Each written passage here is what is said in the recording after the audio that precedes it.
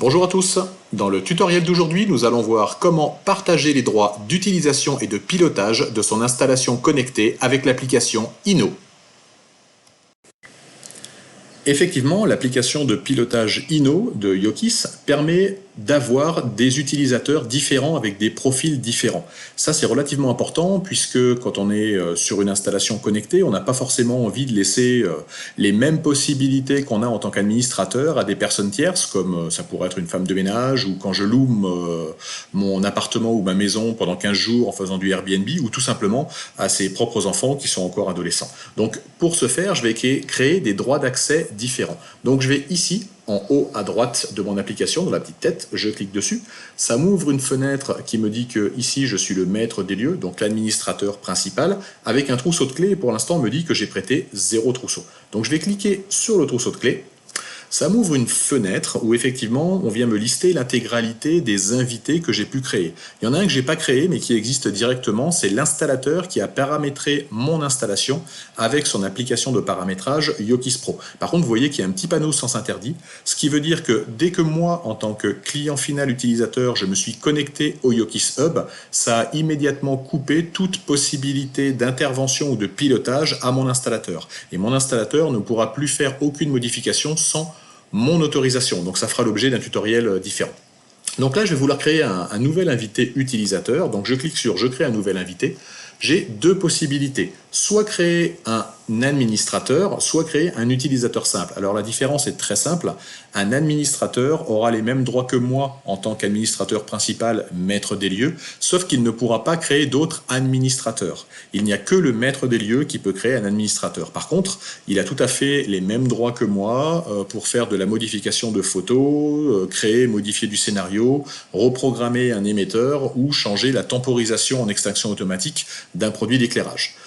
L'utilisateur simple, comme son nom l'indique, est un simple utilisateur. Il n'a aucune possibilité de modification.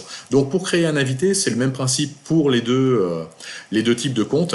J'entre une adresse mail, j'entre une durée de prêt et je partage le trousseau. Donc je vais vous montrer ce que ça peut donner sur un utilisateur simple. Je vais entrer une adresse mail, donc là je pourrais très bien le faire, je ne vais pas le faire parce que je ne vais pas créer de compte supplémentaire, mais vous aurez compris le principe. J'ai la possibilité de choisir une durée de prêt, soit en illimité, si par exemple c'est un membre de la famille, moi ça a été le cas chez moi sur mon fils, et puis je vais pouvoir créer un accès limité, ça pourrait être le cas par exemple, comme je vous l'ai dit précédemment, si je loue ma maison en faisant du Airbnb du 1er au 15 juillet. J'ai fait un peu le violon à mes locataires en disant vous allez voir, vous allez louer un appartement moderne, il est connecté, vous allez pouvoir tout piloter depuis votre téléphone dans le canapé. Par contre, je vais donner des droits d'accès uniquement sur la période de location. Donc là, je pourrais très bien dire, ben voilà, ils ont loué du 1er au 15, donc ma date de fin, ça va être le 15 juillet, et puis ma date du début, ça va être effectivement le 1er juillet. Voilà, donc la personne que j'aurai invitée aura un accès du 1er au 15 juillet uniquement.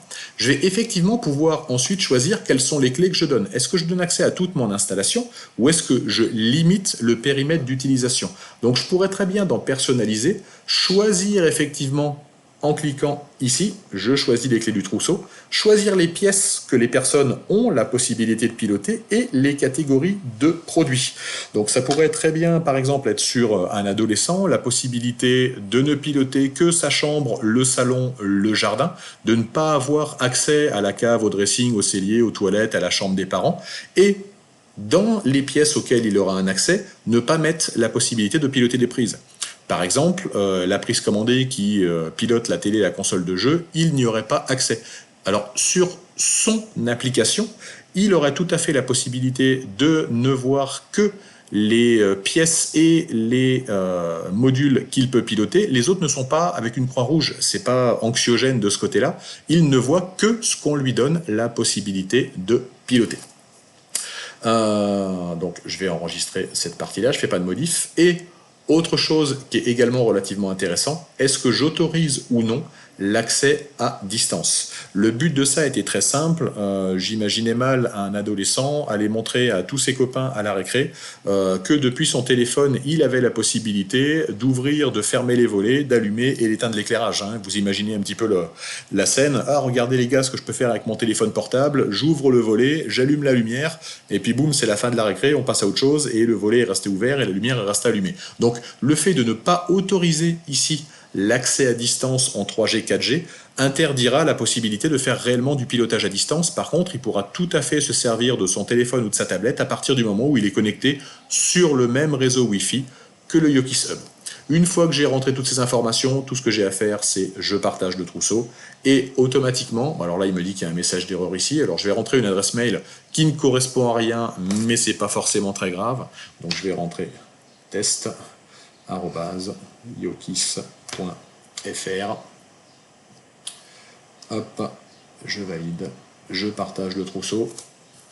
Et vous voyez que ici j'ai effectivement un nouvel utilisateur qui pour l'instant est avec un petit panneau sens interdit. La raison est simple, c'est que dans ma période d'utilisation, j'ai indiqué du 1er au 15 juillet. Donc à partir de ce moment-là, pour l'instant, c'est pas possible. Maintenant, si je fais ça et que je mets la date d'aujourd'hui, je valide. Je vais en bas, j'enregistre les modifications. Vous voyez qu'il n'y a plus le petit panneau sens interdit, donc cet invité est un utilisateur simple. Sur son application, il ne voit que les pièces et les modules que j'ai autorisé à piloter. Par contre, il ne peut faire aucune modification de photos, de scénario, même de création de ce côté-là. C'est pas possible. Voilà, ce tutoriel est maintenant terminé. J'espère que ça vous a été utile. On se retrouve bientôt pour un autre tutoriel sur les produits Yokis. Bonne journée à tous. Au revoir.